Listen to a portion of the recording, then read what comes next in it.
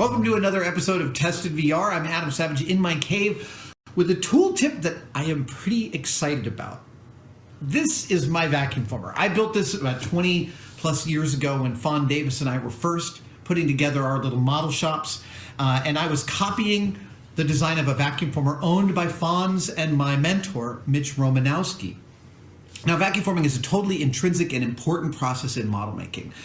It is a way to make hollow plastic replicas of pieces, to make lightweight props, also to do lots of repetition, and it's a pretty straightforward process. You take a sheet of plastic, like thermoplastic like styrene, you stretch it in a frame like this, bring it close to a heating element like the one that's in the top of this machine. You heat the plastic gets soft, you pull it over a form, like a piece of, something like this, you call that a buck. And when that soft plastic goes around it, you turn on a vacuum and it sucks the plastic around the form, creating a replica of it.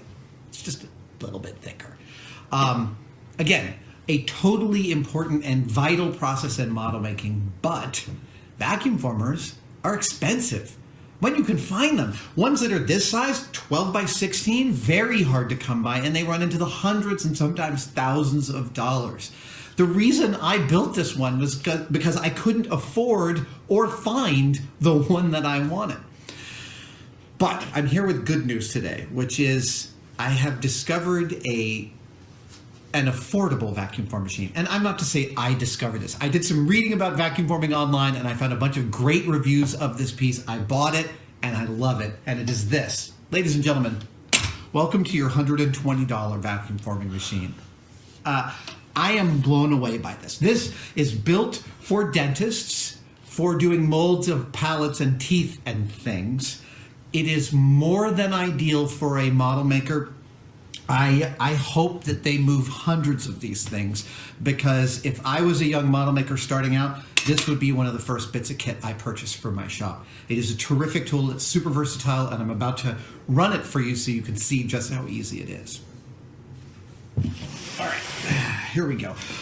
So I've got a couple of things that I want to replicate. These are my little bucks, and these are kind of the ideal size for a vacuum former of this size. It is only about a a 5-inch by 5-inch bed, and you take a piece of plastic. I'm actually going to start with the thin stuff I've got. This is 30 thousandths of an inch thick, and you put it in the frame and you lock it. There, it's locked in the frame. You then bring it up and you bring the heating element over it, and the heating element softens the plastic and will pull it over these forms. But I'm getting ahead of myself. First, let's put the objects on the platen of the vacuum former. These are going to be what I plan to replicate today. Then you take your piece of styrene. You can also vacuum form with ABS or with Kydex. Acrylic and polycarbonate are also thermoplastics, but they're awful to vacuum form and you shouldn't try. Seriously. Styrene is without a doubt the best, and followed closely for me by PETG, which is often clear. Okay, so I'm bringing the heating element around. This thing takes a while to heat up the first time you turn on the heating element, so I preheat it, and we're just going to wait for it to get warm. And I also found that the heating element is so effective that there are two settings for the frame, one halfway and one all the way, and I found I had much more success with it halfway. So that's what we'll do. Now we sit and we wait.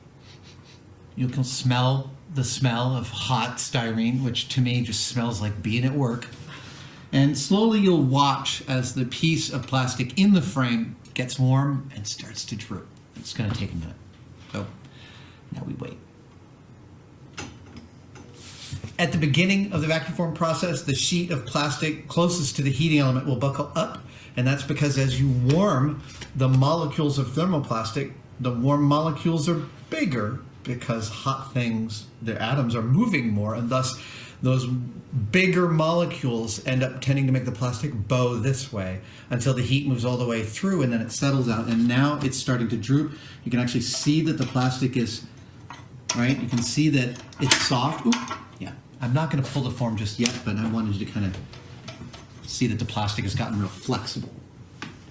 I will tell you that the vacuum part of this, the suck part, is really strong. So in a normal vacuum former, you want it to droop usually about as high as your object is, and this you could stop a little earlier. So I'm going to, I'm going to turn off the heating element and turn on the fan. It's best to do those at the same time. And then bring it down. Yeah! Dude!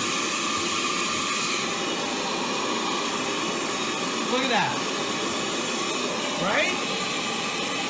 Yeah, that is awesome.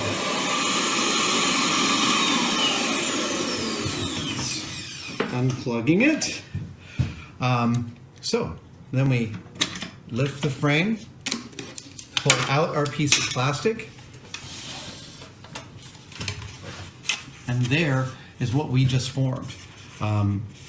There it is on the back end, so you can see that the plastic sucked around each object. And getting the form out of these is actually really pretty trivial. There we go. Look at that. And then this one comes out. I want to show you one other thing. Hold on.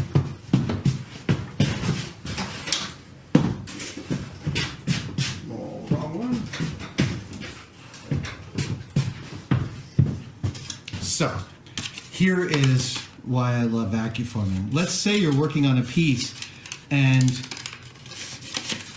you've got a detail like this that goes in here, but you need to actually fit some stuff in behind there, or you need to make this much lighter.